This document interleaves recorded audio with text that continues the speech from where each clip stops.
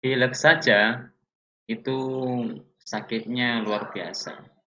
Pusing, demam, gak enak badan, apalagi ada asma, emfisema, bronkitis, dan juga ada COVID-19. Kira-kira seberapa penting sih kita harus mengetahui gangguan sistem pernafasan manusia? Kita cari tahu jawabannya bersama-sama.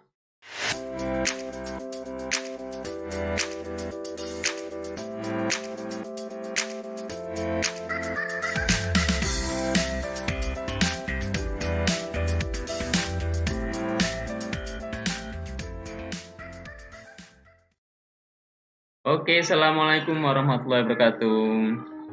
Di hari ini saya akan berbagi berkaitan dengan gangguan sistem pernafasan manusia.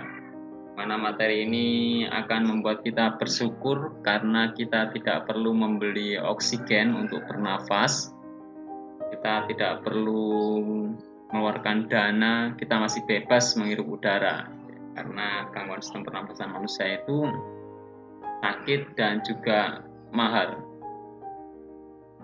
Oke ya, ada berapa faktor penyebab gangguan pernafasan? Ada 3 ya. Yang pertama faktor fisik, yang kedua faktor penyakit, dan yang ketiga adalah faktor lingkungan. Apa itu faktor fisiknya? Faktor fisik adanya kelainan pada organ pernafasan yang dapat menyebabkan gangguan pernafasan. Misalnya ada seorang anak yang lahir terlalu dini atau prematur, sehingga organ pernafasannya bisa jadi belum sempurna, yang itu memerlukan alat bantu pernafasan. Yang kedua, ada faktor penyakit. Nah, sekarang tambah lebih banyak lagi penyakit yang berkaitan dengan gangguan pernafasan ya. Yang kita ketahui yang terbaru adalah COVID-19.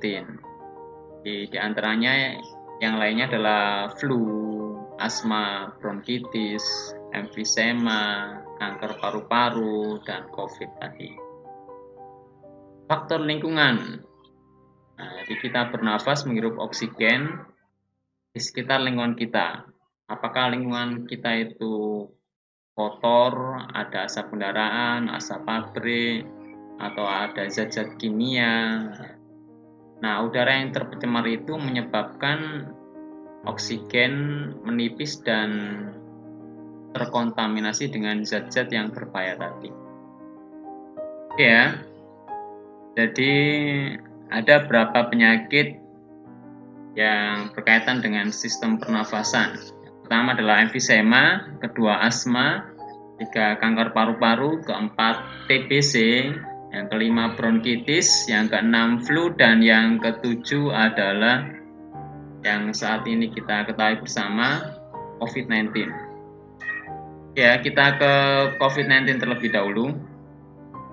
Di COVID-19 atau coronavirus adalah kumpulan virus yang bisa menginfeksi sistem pernafasan.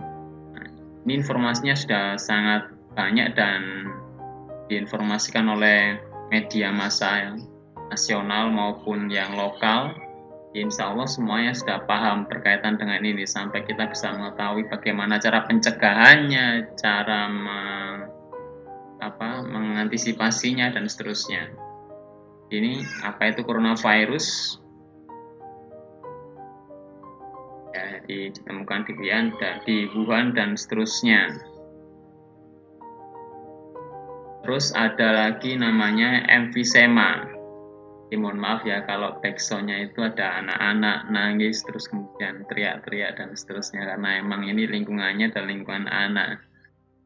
Emfisema dan bronkitis. Emfisema merupakan penyakit pada paru-paru. Paru-paru mengalami pembekakan karena pembuluh darah pada paru-paru masukkan udara. Jadi emfisema itu pada alveolus. Jadi kan kalau kita bernafas itu melalui hidung, terus kemudian faring, laring, trakea. Trakea ada cabangnya yakni bronchus, terus kemudian bronchiolus. Nah, pada ujung bronkiolus atau alveolus itu mengalami pembekakan. Jadi sudah rusak alveolusnya, sehingga dia itu tidak elastis lagi. Yang terjadi ketika alveolus rusak, di sana udara itu terjebak, tidak bisa keluar, sulit untuk keluar. Yang terjadi adalah seorang akan kekurangan oksigen tadi. Ini emfisema. Di emfisema ini penyembuhannya susah. Penyebabnya karena rokok, penyembuhannya susah. Yang bisa dilakukan adalah mengurangi penyebab dari emfisema ini. Yang selanjutnya adalah bronkitis. Jadi bronkitis itu gangguan pada cabang batang tenggorokan akibat infeksi. Gejalanya adalah penderita mengalami demam, menghasilkan lendir menyumbat batang tenggorokan. Di pada batang tenggorokan atau bronkusnya itu mengalami infeksi sehingga terjadi penebalan pada batang tenggorokan tadi sampai mengeluarkan lendir yang mengakibatkan dia mengalami sesak nafas. Jadi kalau kedua penyakit ini bergabung, itu nama terkenalnya adalah penyakit paru obstruktif kronik (PPOK). Ya. Saya tahu sendiri penyakit ini karena pada waktu itu almarhum ayah saya juga mengidap penyakit ini. Biasanya yang kena penyakit ini karena memang faktor usia dan juga faktor rokok, ya. Terus ada lagi di sini asma.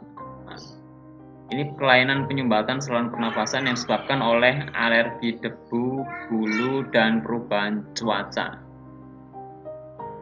Di penyebab pastinya kalau kata Kementerian Kesehatan itu belum bisa dipastikan. Biasanya karena debu, bulu. Nah ini ya gejala asma. Gejala asma dapat berupa batuk, nafas berbunyi atau mengi. Ya. Ada riwayat alergi, ada riwayat asma dalam keluarga, dan seterusnya. Yang berikutnya adalah kanker paru-paru. Penyakit ini merupakan salah satu penyakit paling berbahaya karena sel-sel dalam paru-paru itu terus tumbuh tidak terkendali. Jadi ada sel dalam paru-paru yang senantiasa tumbuh tidak bisa dikendalikan dan bisa jadi menyerang pada seluruh tubuh. Salah satu pemicu kanker paru-paru adalah kebiasaan merokok. Nah, seperti ini kanker paru-paru ya. Ini bab utama ini. Rokok ada faktor genetik, faktor usia, gaya hidup, kemudian karena radiasi dari zat kimia.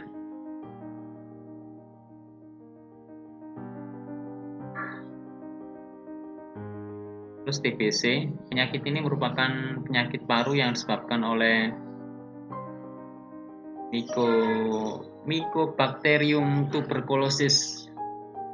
Bakteri ini menimbulkan bintil-bintil pada dinding alveolus atau yang tempat pertukaran oksigen dan karbon dioksida.